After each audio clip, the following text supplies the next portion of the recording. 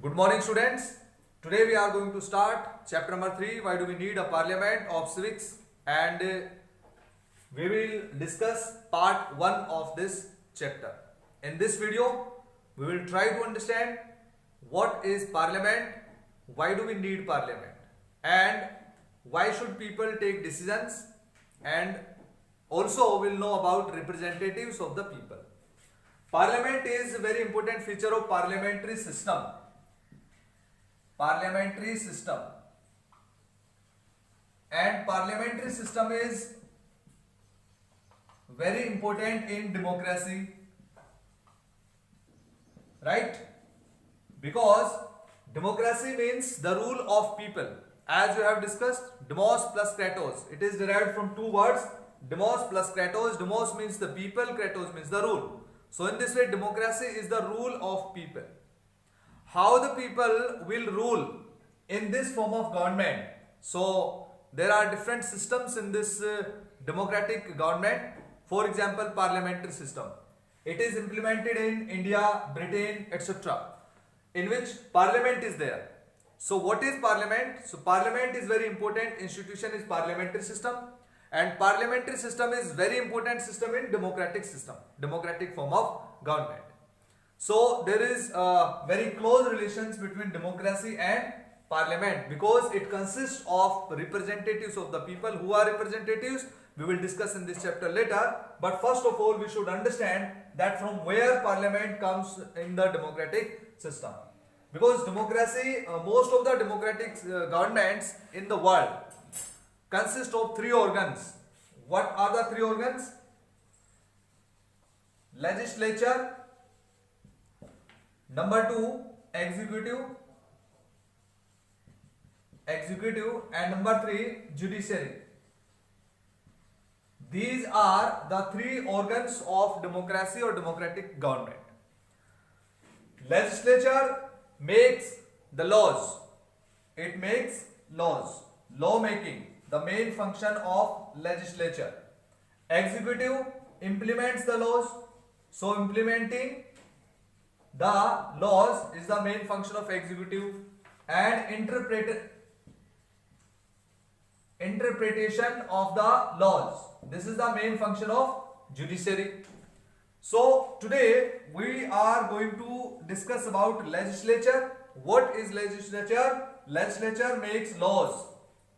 Clear? It makes laws for country, and parliament is the law making authority. It means legislature. In India, legislature for entire country, parliament. So parliament is legislature which makes the laws. In democracy, it is one of the three organs. Getting my point? So in this way, we are trying to understand what is parliament. In India, if we talk particular about India, parliament is the legislative body for entire country. Parliament consists of three things. Parliament.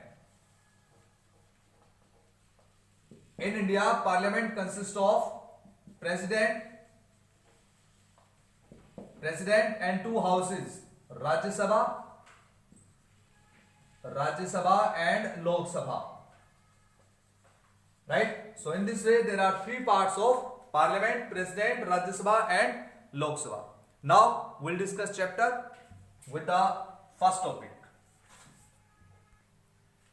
The next topic is why should people decide? So this is the first topic of this chapter. Why should people decide? As we have discussed in democratic form of government, the people have the right to take the decisions. It means it is the people's rule. So the people are the concentrated authorities for the ruling and for governing the country.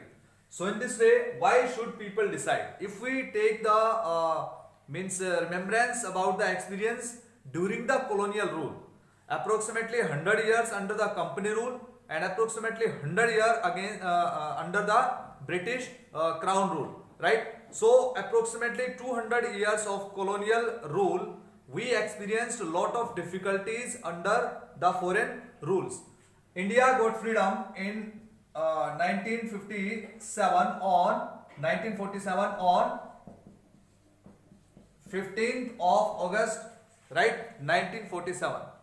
Before that, as we have discussed, that colonial rule was there, under which the people means faced a lot of difficulties under the wrong policies, whether it may be revenue policy, it may be political policy, it may be social, economic, etc. The people of India became very poor and they were suppressed, their revolts and their voice was suppressed. It means it was completely the government which was very powerful, and it could work against the people and people could do nothing.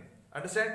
So it was the experience of such kind of non-democratic principles which are not implemented at this time in India. So, but what happened after that? On 15th of August 1947, when India got freedom, after that we experienced a democratic system. Although so many leaders were confused about it, that nationalists fought and they struggled against the British government for freedom. But they had the question in their minds that after freedom means will we be able to implement the democratic system or not. But at last in 1947 interim government was continuously working till 1950, when our constitution was implemented on 26th January 1950, according to which we adopted the democratic republic system, according to which we had the parliamentary system implemented in our country, and the democratic kind of government and with the representatives, right, of the people. So in this way, in 1951-52, first Lok Sabha election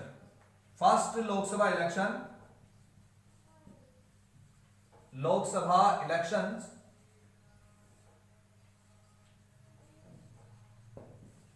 took place, and in these elections Congress party got the majority and it formed the government. So after that in 1957 second Lok Sabha election conducted.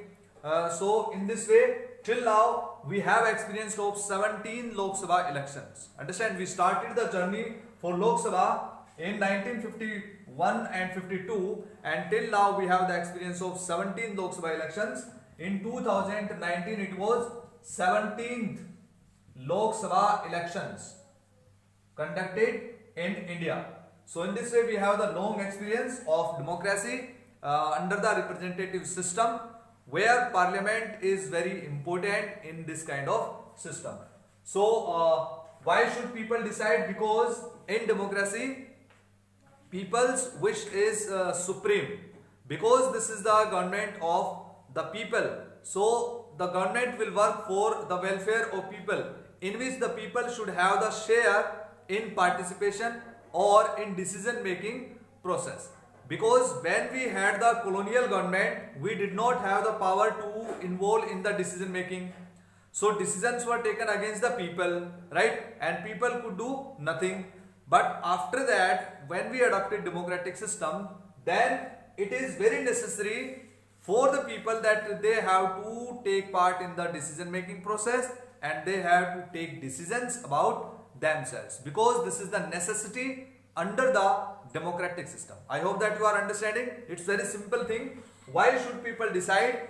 Because when we had not the right to take the decisions, when we did not have the right to be involved in the decision making process during the colonial rule or colonial government, then the people were facing the difficulties, different kinds of problems, right? And they could not develop as today we are doing at the international level also, and at the individual level also, right? So in this way we can say that the people should have the right to take decisions, and the people should have the right to take the participation in the decision making process under the democratic government. So this is the topic, why should people decide. I think you have understood.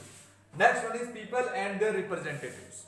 People and their representatives means in democracy, as we have discussed, that this is the rule of people. So in India it is approximately 130 crore people are there. So how can all the people form the government? How can all the people run the government? And how all the people can take the decisions or participate in the decision making process? How? Through the representatives. So in democratic system, representatives are there of the people and they take the decisions on behalf of the people. Let's try to understand democracy. Mainly there are two types of democracy: direct democracy and indirect democracy. In direct democracy, the head of the state or the government directly elected by the people, number one. Second thing, in the decision making process, the people are directly involved through the referendums. Understand? Through the referendums and other kinds of surveys. Indirect democracy, in this democracy, the government, the head of the country is not directly elected by the people. Right? People elect their representatives. People elect their representatives and representatives form the government. They form the government. But in direct democracy, people and directly connected to the government. Clear? But in this way, indirect democracy, people, representatives and government. So in this way, representatives of the people play very important role. They raise the voice, they speak on behalf of the people, they do the work for the welfare of the people, right, on behalf of the people and keeping in touch of the government. So in this way we can understand that India is experiencing indirect democracy. We have implemented indirect democracy because we elect our representatives. Our representatives are, for example, for state government, MLAs, member of legislative assemblies; for central government, MPs, member of parliament. Clear? Member of parliament sit in parliament, right? Parliament, there are two houses, Lok Sabha and Rajya Sabha. Understand? So MPs are the member of parliament whether in Lok Sabha or in Rajya Sabha. MLAs are sitting in the legislative assembly, state legislative assembly, and they play a very important role on behalf of the people in state assemblies. MPs speak on behalf of the people in parliament. Getting my point? So in this way we can understand people and their representatives. People elect their representatives on the basis of universal adult franchise, right? So this is called that on without any kind of discrimination, when the people have the right to vote. This is called universal adult franchise. It's very important in democracy, and especially in indirect democracy, where the people elect their representatives and representatives form the government. Right? So dear students, this was the topic, why should people decide, and people and their representatives, and I hope that you understood the topic discussed in this video about parliament. First we discussed about the parliament and parliamentary system. Then we discussed that why should people take decisions, or why should people decide. Then we discussed about people and their representatives, in which we discussed that there are two types of democracy: direct democracy, indirect democracy. In direct democracy, people directly run the government. It means they are involved in decision making process directly by referendum, etc. And indirect democracy, people are not directly involved in the decision making process. They are involved in decision making process through their representatives. Understand? So they elect their representatives. Representatives form the government, and on behalf of the people, representatives work and they take direct part in the decision making process. So in this way we discuss this topic in this video. In the next video we will discuss the chapter, the rest of the topics of the chapter. Thank you. Have a nice day.